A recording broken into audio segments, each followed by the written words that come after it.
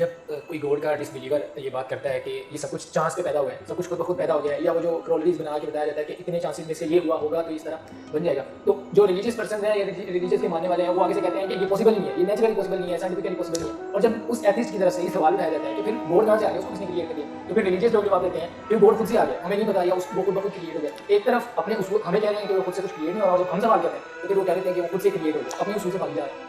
ये कौन से जाहिल रिलीजियस लोग हैं जो कहते हैं खुदा खुद ब खुद आ गया है? खुदा तो आया ही नहीं है। कभी कोई ऐसा वक्त ही नहीं था कि खुदा नहीं था। खुदा आया ही नहीं, खुदा तो हमेशा से। तो ये पहले तो कांसेप्ट क्लियर करें, खुदा आया नहीं है, खुदा हमेशा से। हम इसे मैथमेटिकली साबित करते हैं। देखिए, जो यूनिवर्सल ट्रुथ एस्टैब्लिश हो चुके हैं उसको तो आप कोई दोबारा से चैलेंज ना करें। यानी ये यूनिवर्सल ट्रुथ है कि 2 + 2 = 4। अब इसे कोई 5 या 3 बनाने की कोशिश करें तो जुल्म पर मबनी काम करें। आप दोबारा से व्हील भी इन्वेंट कर लें तब भी ये मैथमेटिकल इक्वेशन तो अपनी जगह नहीं। बिल्कुल इस तरीके से ये चीज एस्टैब्लिश हो चुकी है कि कायनात पहले नहीं थी तो आई है। आपको पता है कुछ ऐसा ये नजरिया रहा है 17वीं और 18वीं सदी में कि ये स्टेडी स्टेट कायनात है, हमेशा से ऐसे ही चल रही है। लेकिन ये नजरिया अपनी मौत मर गया। हम जिस एरा में बैठे हैं ना, ये नजरिया खत्म हो चुका है। आज से नहीं, बिग बैंग के बाद से, जब वो हबल ने टेलीस्कोप के जरिए चीज देखी थी 1920s में। हबल आपको पता है बहुत बड़ा साइंटिस्ट था अमेरिका में, उसने टेलीस्कोप के जरिए जब ये स्टार्स की मूवमेंट देखी, इसके ऊपर मेरी तफसीली वीडियो भी है, ब्लैक होल्स के ऊपर भी आप देख लें, और फ्रॉम क्रिएशन टू क्रिएटर भी देख लें, उसमें मैंने बताया था हु इज अल्लाह, उसमें भी बताया था। हदाया विक्ट्री चैनल के ऊपर हमारे भाई ने देखे किस तरह उसमें वैल्यू एडिशन की है, वो सारी वीडियोस। तो हब्बल ने ये देखा कि कायनात में जितने भी ये इजराम फल्की हैं, यानी आसमान पे जितने आपको सितारे नजर आ रहे हैं ना, इनमें एक कॉमन चीज ये है कि सब एक दूसरे से दूर जा रहे हैं। और उसके लिए उसने स्पेक्ट्रम जब ड्रा किया, स्पेक्ट्रम जब ग्रेजुअली किसी चीज का, लाइट का स्पेक्ट्रम रेड की तरफ शिफ्ट हो, इट मींस कि वो आपसे दूर जा रही है। तो ये चीज लॉजिकल थी कि जब ये दूर जा रही है तो इसको टाइम में रिवर्स किया जाए तो किसी एक जगह से शुरू हुई हो। यानी मैं हाथ में कुछ बॉल्स पकड़ूं और उन्हें यूं फेंकूं, सारे एक दूसरे से दूर जाएंगे। और ये यूनिवर्सल ट्रुथ है कि ये दूर इसलिए जा रहे हैं कि कहीं एक जगह से स्टार्ट हुई। ये तो एक नेचुरल चीज है। अच्छा, उन्होंने कहा कि अगर हम टाइम को रिवर्स करें और ऐसे पॉइंट पे पहुंचे कि जहां से ये चीज स्टार्ट हुई थी, तो उसको साइंटिस्ट ने नाम दिया कि वो एक ऐसा पॉइंट था कि जिसकी डेंसिटी इन्फिनिट थी, ना खत्म होने वाली, और वॉल्यूम 0 था। वॉल्यूम 0 है और डेंसिटी इन्फिनिट है। इट मींस क्रिएशन एक्स नहीं लो, अदमे वहां से वजूद, कुछ नहीं था तो ये हो गया। और फिर वो कहते हैं कि ये जो बिग बैंग हुआ है, इस बिग बैंग के बाद अगर 1 सेकंड के ट्रिलियन हिस्से के अंदर भी जरा सी डिस्टर्बेंस आती तो ये कायनात वजूद में नहीं आ सकती। और ये तो सिर्फ वजूद में आने की बात है। फिर जो billions of fine tunings planet Earth के ऊपर मौजूद है, हर सितारे के एतबार से, जमीन का सूरज से फासला, फिर इनकी ग्रेविटेशनल फोर्स, इनकी मूवमेंट, स्पीड, ये तो एक पूरी एक समझ ले एक ऐसी फील्ड है जिसमें इंसान जाके गुम हो जाता है। इन सारी चीजों को कंसिडर करके स्टेडी स्टेट कायनात की थ्योरी तो होगी खत्म और बिग बैंग होगी स्टैब्लिश। अब ये तो साबित हो गया कि क्रिएशन एक्स नहीं हुई है, यानी इंसान या कायनात ये पैदा हुए हैं। प्रॉब्लम तब थी आपके लिए जब आप ये मानते कि ये भी हमेशा से इंसान पैदा हो रहे हैं और दूसरा एंड कोई नहीं। ये तो मसला हल कर दिया आपका साइंस ने, उनका नहीं, क्रिएशन तो हुई है। अब इसका क्रिएटर है या नहीं है, इसके ऊपर वो आके बात करते हैं। अब ये जो फाइन ट्यूनिंग्स हैं, इनको समझने के लिए इतने दिमाग की जरूरत है, इतने ब्रेन्स की जरूरत है, डीएनए के स्ट्रक्चर को समझने के लिए, इस हार्मनी को समझने के लिए, बनाने के लिए नहीं सरकार, इतने ब्रेन्स लग जाए। आज तक हम डिस्कवरीज ही कर रहे हैं। ये जितने हम चीजें दरियाफ्त करते हैं ना, वो हम कानून कुदरत दरियाफ्त करते हैं। यानी अगर हमने ये चीज एक्सप्लोर कर लिया है कि सूरज मशरिक से निकलता है, मगरिब में ग्रुप होता है विद रिस्पेक्ट टू जमीन, वैसे तो ग्रुप होता ही नहीं है ना, निकलता है। तो ये एक फिजिकल फिनोमेना है जो हमने डिस्कवर किया। इस फिनोमेना ने सूरज को पैदा नहीं किया। ये क्रिएटर ऑफ सन तो नहीं है, ये आपको पता चल गया।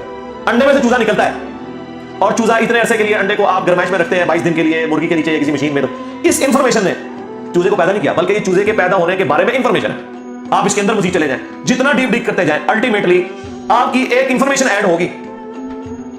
ये नहीं होगा कि आपको ये पता चले कि इसने पैदा किया, वो तो मुर्गी को खुद नहीं पता जो पैदा करने वाली है, क्रोकोडाइल को, एलिफेंट को ये पता ही नहीं मेरे अंदर क्या क्या क्वालिटीज हैं, जिसको ये पता ही नहीं मेरे अंदर क्या क्वालिटीज, इंसान को नहीं पता अभी तक मेरे अंदर क्या क्वालिटीज है। तो भी साइंस थोड़ा बहुत आपको एक्सप्लोर कर रही है। तो क्रिएटर तो हम इन क्वालिटीज की है ही। और फिर पीछे एक ब्रेन इस एतबार से है कि वो एक ऑर्गेनाइज तरीके से, और ये भी चीज डेफिनेटली फिजिबिलिटी के तहत आप समझे मैथमेटिक्स में एस्टैब्लिश हो चुकी है कि ये पूरे एक ऑर्गेनाइज तरीके से जो चीज चल रही होती है उसके पीछे एक ब्रेन जरूर होता है। ब्रेन के बगैर ये कोई डिजाइन कर नहीं सकता। फिजिक्स का सेकंड ऑफ थर्मोडायनामिक्स जो है कि एंट्रोपी या तो कांस्टेंट रहती है या इंक्रीज करती है, यानी डिसऑर्डर। खुदा ना खासा यहाँ पे धमाका हो जाए तो हर चीज बिखर जाएगी। इसके बाद दुनिया का कोई धमाका दोबारा इसको इस हालत में अरेंज नहीं कर सकता। इसको कहते हैं एंट्रोपी, कि कहीं पे बिगाड़ आता है तो बढ़ता है। ये हो सकता है कि मजीद आप लोग लाएं तो ये बिगाड़ और बढ़ता जाए, या जितना है उतना ही दे, वापस ऑर्गेनाइज नहीं हो सकता जब तक कि दोबारा से इंटरवीन करके आप ये करना। जिस वो जियारत में उन्होंने मोहम्मद अली जिन्ना के वो सारे वो म्यूजियम तबाह कर दिया था दहशतगर्दों ने, तो दोबारा से उन्होंने बनाया, तो खुद ब खुद तो नहीं बना। धमाके के बाद तो सब कुछ खुद ब खुद फैल गया था, लेकिन दोबारा उस जगह पे लाने के लिए आपको बजट लगा, ब्रेन लगा, एफर्ट पुट किए, फिर जाके वो ऑर्गेनाइज हुआ। तो इसका मतलब है ऑर्डर बनाने के लिए ब्रेन चाहिए होता है, डिसऑर्डर के लिए कोई मसला नहीं। और डिसऑर्डर के बाद दोबारा ऑर्डर बन जाए इसके लिए ब्रेन चाहिए। सरकार ये कौन सा डिसऑर्डर है, ये कौन सा बिग बैंग है? छोटा सा धमाका ऑर्गेनाइज नहीं करता चीज को, बिगाड़ता है। और इतना बड़ा धमाका, इतना बड़ा ऑर्डर ले आया कि प्लेनेट अर्थ के ऊपर 2 मिलियन से ज्यादा स्पीशीज है। एक एक स्पीशीज के ऊपर आप जिंदगी गुजारे, आप सिर्फ उसकी आदतें ही नहीं बता सकते क्या है। ये तो छोड़ दें कि ये बनी कैसी है। तो ये तो एक ना खत्म होने वाला सिस्टम है। तो ये ब्रेन तो एस्टैब्लिश है। अब अगला स्टेप ये है कि जो ब्रेन है, वो रिचर्ड डॉकिंस भी कहता है ना द गॉड रिलीजन में। जब फ्रेड हाइल का जुमला उसे कोट किया गया ना, फ्रेड हाइल एक बहुत बड़ा समझे फिलोसोफर भी था, साइंटिस्ट भी था। उसने कहा था कि इंसान का बन जाना खुद ब खुद ये इसी तरह का फिनोमेना है, ये इससे बढ़कर कॉम्प्लेक्स फिनोमेना है कि कोई शख्स ये क्लेम करे कि कोई हवाई झक्कड़ टॉर्नेडो चला और उसने कूड़े कबाड़ के ढेर से मटीरियल उठाया और एक बोइंग 747 तैयार कर दिया। ये दुनिया का कोई पागल बेवकूफ आदमी भी ये बात नहीं मानेगा। तो उसको छोड़ दे, एक बाल पॉइंट बनने को कोई नहीं मानेगा।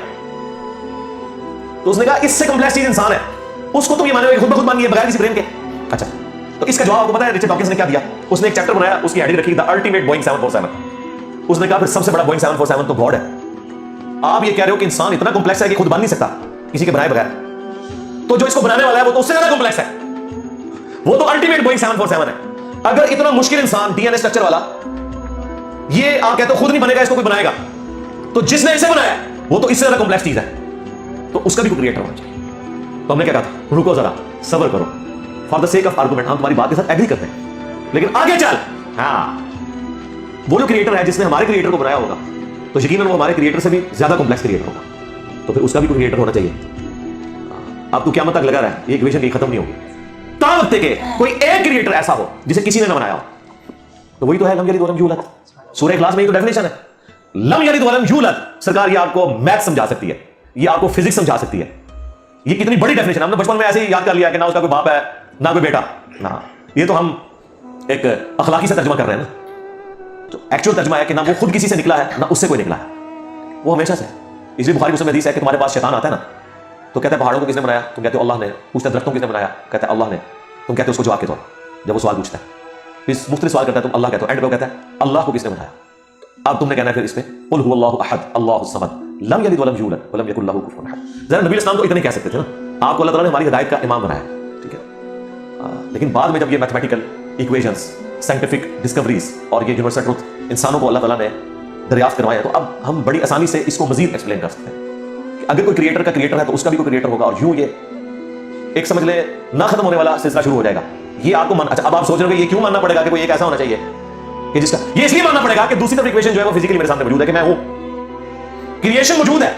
अगर एक थ्योरी होती ना कि ना क्रिएशन होती ना क्रिएटर, तो हमें कोई चीज मजबूर नहीं करती थी। अब हमारी मजबूरी है कि कायनात हमारे सामने है, हम जिंदा मखलूक हैं, हम सब कुछ देख रहे हैं, क्रिएटेड चीजें मौजूद हैं, तो दूसरे एंगल पे हमें जाना पड़ेगा और अल्टीमेटली किसी एक क्रिएटर पे रुकना पड़ेगा, कोई क्रिएटर ना हो सके। इसलिए मैंने अपनी वीडियो में बारहा कहा है, अगर आप मुझसे पूछें कि अल्लाह ताला की कौन सी ऐसी क्वालिटी जो इमेजिनेशन से बाहर है, जिसकी आपको मिसाल भी नहीं बयान कर सकते। देखिए, अगर अल्लाह ताला कहता है मैं सुनता हूं देखता हूं, तो हम इसका एक धुंधला तसव्वुर ला सकते हैं कि मैं भी सुनता हूं और देखता हूं।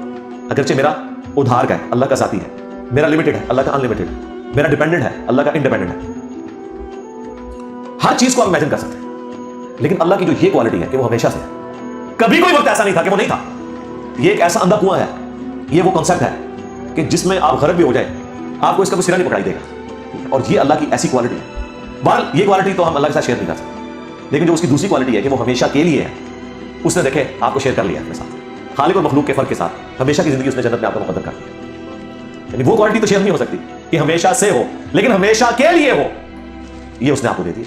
देखें, ये वो कॉन्सेप्ट है जिसके बाद आप अल्लाह से मोहब्बत करें कि देखें वो अकेला था, उसने अपने साथ आपको शरीक कर लिया, इस एतबार से कि खालिक और मखलूक का फर्क तो है, लेकिन उसने देखें आपको क्या क्या नेमतें जन्नत में देनी है। आप ख्वाहिश करेंगे वो चीज आपके सामने आ जाएगी। इसी के लिए मैंने वो मिनी गॉड की टर्म डिवाइस की थी खालिक और मखलूक के साथ समझाने के लिए।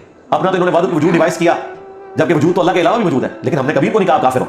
ये एक्सप्लेनेशन देते हैं वादुल वजूद से मुराद ये कि हकीकी वजूद एक है, बाकी उसी ने पैदा किया, हालांकि इनका ये नजरिया नहीं है।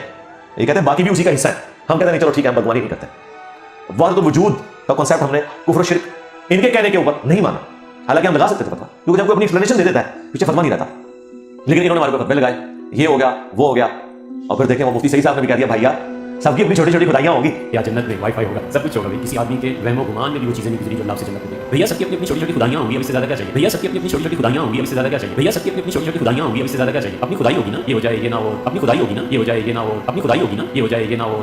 आया नजर। और आपसे इससे बड़ी बात ये कहते हैं ये जी वो जन्नत में तो आप दुआ करेंगे तो आपको मिलेगा, ख्वाहिश और कुन फयकून नहीं होगा। सरकार ख्वाहिश ही है, और आप तो बात ही ना करें, आप तो अपने बाबों के लिए दुनिया में ये कहते हैं निगाह मार क्या कर देता, तुम दुनिया निगाह मार के कर दो, दुआ गैर कभी आया कि अब्दुल कादिर जानी ने दुआ की तो मुर्दा जिंदा हो गया? कहना नहीं, क्या उठ कुन फयकून, तुम दुनिया में बैठे हुए हो, सानू जन्नत दी कुन फयकून के ऊपर तुम जो है वो कहते हो कि ये शिरक कर रहे हैं। तुम्हारे सारे बाबों के बारे में तुम ये दुनिया में शिरक माने हुए हो, जो है ही सब कुछ झूठ है। हम तो आखिर बता रहे हैं कुन फयकून इस एतबार से कि आपकी ख्वाहिश के बाद वो चीज आपके सामने आ जाएगी। चाहे तो इशारों से अपने काया ही पलटते हैं दुनिया की।